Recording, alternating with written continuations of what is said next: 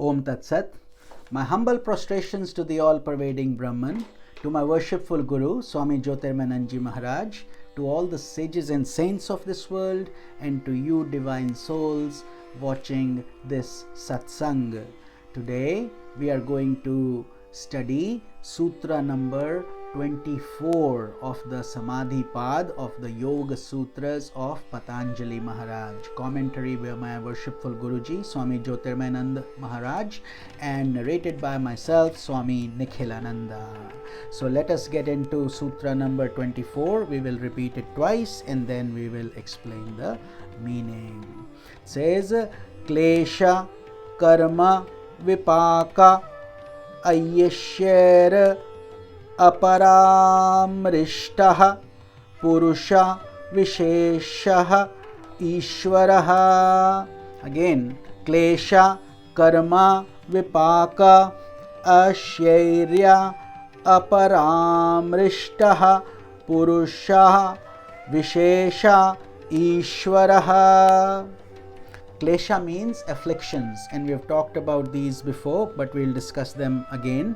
Karma is action, Vipaka is the fructification of the action, and Ashairya means impressions of those actions that we have done, and Aparam Rishtaha means untouched.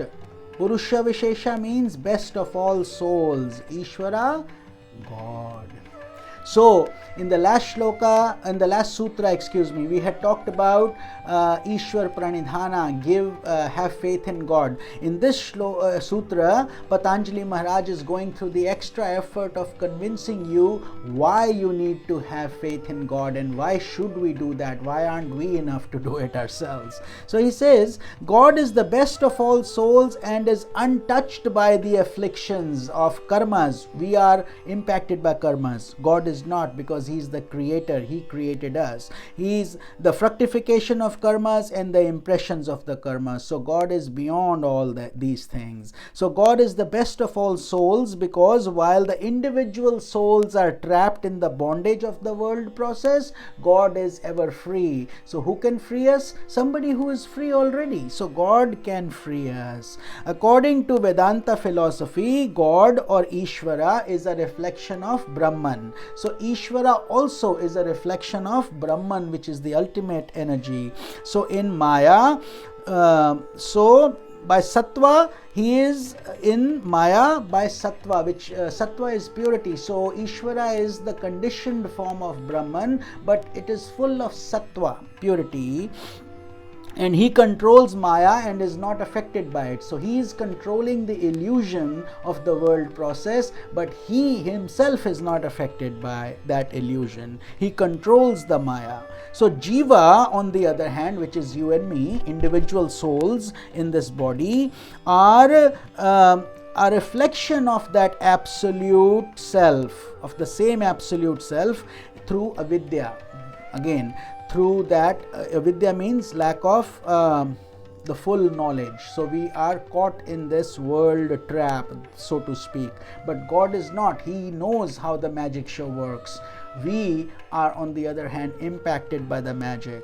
So when the jiva overcomes ignorance by knowledge, it communes with Ishvara. So, and having gone beyond the veil of Maya, discovers the identity of the self. So there is this illusion, the curtain that we have to remove, that is binding us into this process. So instead of going into the various philosophical views about the relationships between God and jiva, Patanjali Maharaj here is adopting a simple understanding that the qualities of the objects meditated upon reflect in the meditator or upasaka. Very profound. So we'll dig into this a little bit deeper. He says, if God is meditated upon as the self beyond all limitations, So think of the soul discovers its spiritual nature. So we are the microcosm of that macrocosm. We have that same God particle within us. So that's why when we focus on that, the soul discovers its spiritual nature and is detached from all karmic limitations, and therefore it gets released from Prakriti or nature, which is binding everybody by its gunas.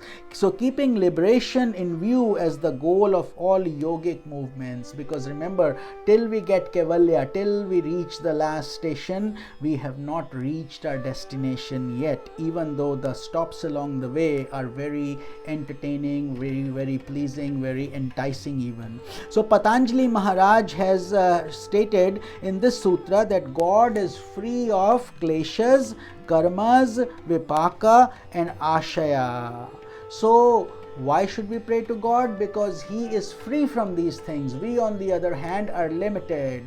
God is like the sun, and we are like the reflection of that sun in a little jar of water. So there are therefore millions of reflections of the sun, but only one real sun. So kleshas are avidya, ignorance, asmita, egoism, raga, attachment, dvesha, hatred, and abhinivesha, klesha, clinging to life, fear of death, in other words. So these kleshas are in human beings. God doesn't have that problem. Secondly, karmas. The karmas, there are three types of actions. Either they are good actions or bad actions or mixed actions. So and God is beyond all karmas.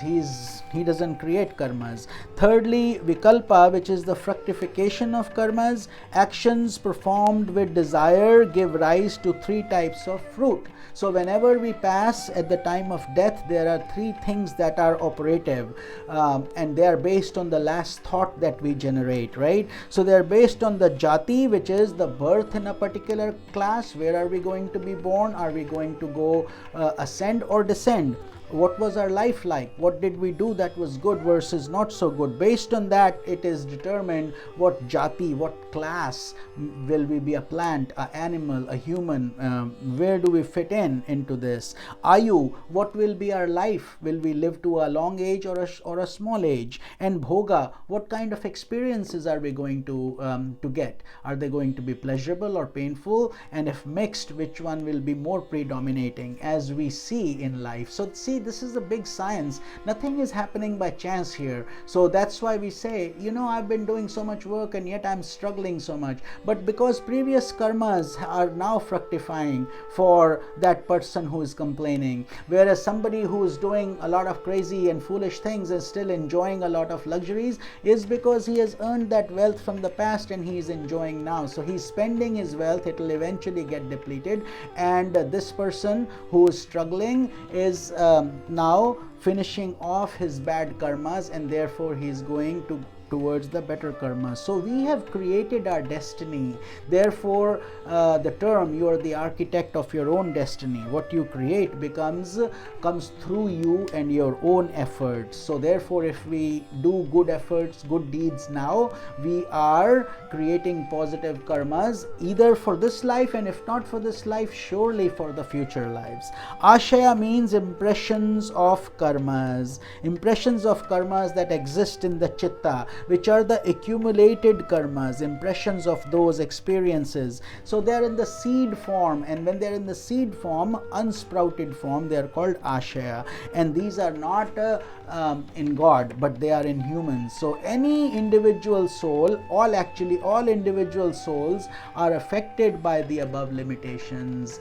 All of us, doesn't matter which embodiment we are in, which consciousness, but God is free from all of these things. Therefore we call him the Virat Purusha, the big Purush, the human, superhuman, somebody who can do things we cannot. So by meditating upon God and surrendering to him, a yogi liberates his soul from the fetters of Prakriti. So we are going to the person who has the key to this and requesting him to kindly liberate us, help us, and we are also doing our efforts, so God gets pulled to us also. So this was the essence of sutra number 24, and we will be studying sutra number 25 tomorrow. This is Swami Nikhilananda. Om Tat Sat.